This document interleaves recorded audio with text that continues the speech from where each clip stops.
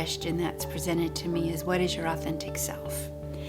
And our authentic self is that actual first breath that we take into our body. It's the breath of life. It's the I behind all of your thoughts, behind all of your emotions. It's the force that animates you and gives you life.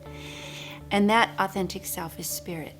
It's the eternal, timeless, and limitless self that we all are.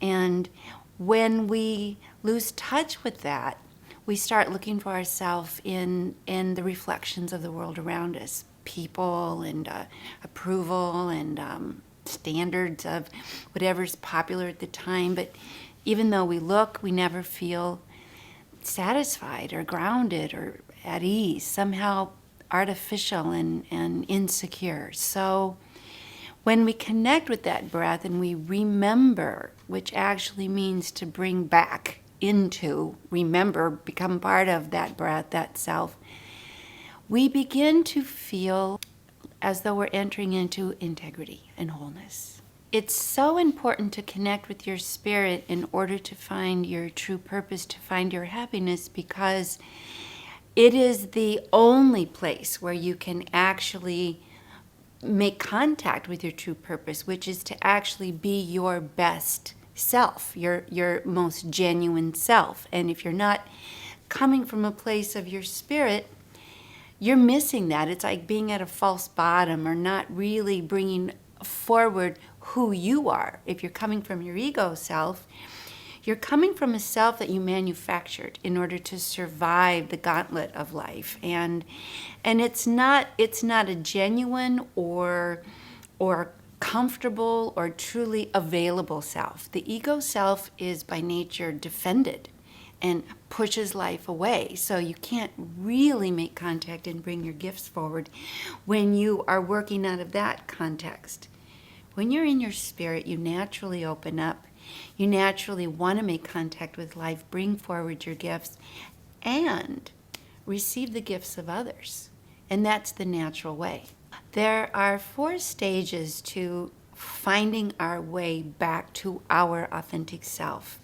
So as I lay them out, you might want to reflect on what stage you might be in. The first stage I call the awakening stage, and that is that point either brought about by a crisis or just some existential angst where you don't feel good, that something in you can no longer be ignored. You feel like the life I'm living, the person I'm being, is not making me happy, and something's got to give. Some people say they get this awakening when they have a near-death experience or a crisis or a loss of a job or a marriage or whatever falls apart, or maybe just wake up one day too many in a funk. But the point is, when you start awakening, you can't go back to sleep. You have to follow that signal or that impulse. And it's bigger than your mind. It's something organic. It's inside your being. And that leads us to the second stage. And the second stage is what brings a lot of people to me. That stage is what I call the discovery phase. So now we want to look. Now we're looking for answers, and we begin to search. We begin to read books. We begin to listen to seminars, watch television shows or broadcasts, or listen to radio shows where people are talking about an awakening. And this part serves two purposes. One, it tells you you're not crazy. It tells you that you're not making it up, that other people are seeking the same deeper answers, deeper sense of being. So it gives you confidence. And 2, it gives you direction.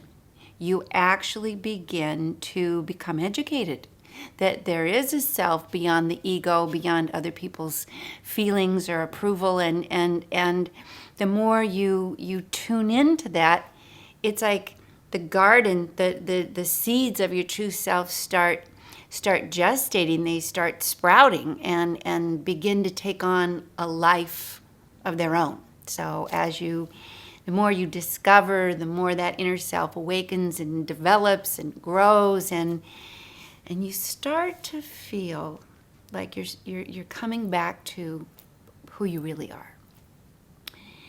Which leads us to the third phase. The third phase is that the voice or the guidance that influences your life is no longer one that you're pulling from other people.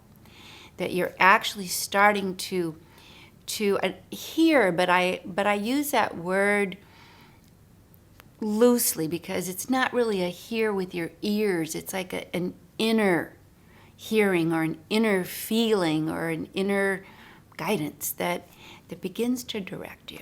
And it begins to actually often go against the grain of everything you've been told and everything you've been influenced by. It starts giving you information that may not even make intellectual sense. Do this, go there, quit your job, take an airplane, fly across the world, whatever. And at that point, you have to come to a decision. You actually have to make a choice. You either continue to swim upstream against the grain of who you are, or you surrender to that voice. It feels, for some initially, like it's just a free fall. It's just so threatening to the construct of your world as you know it. And yet, when you begin to actually find that courage, and I like that word because it's from a Latin word and a French word, cœur, which means your heart. Find that connection to your heart. The actual experience of surrendering is very calm. It's very healing. It's very uplifting, and it opens up this whole other world for you. This world where life supports you rather than you trying to manage it. You begin to have synchronistic events. You begin to have spontaneous and quite wonderful openings, and that leads you to the fourth phase, which is flow.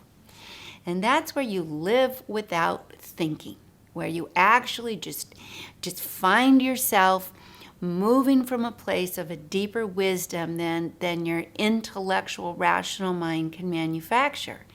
It's something that I also like to call a state of grace.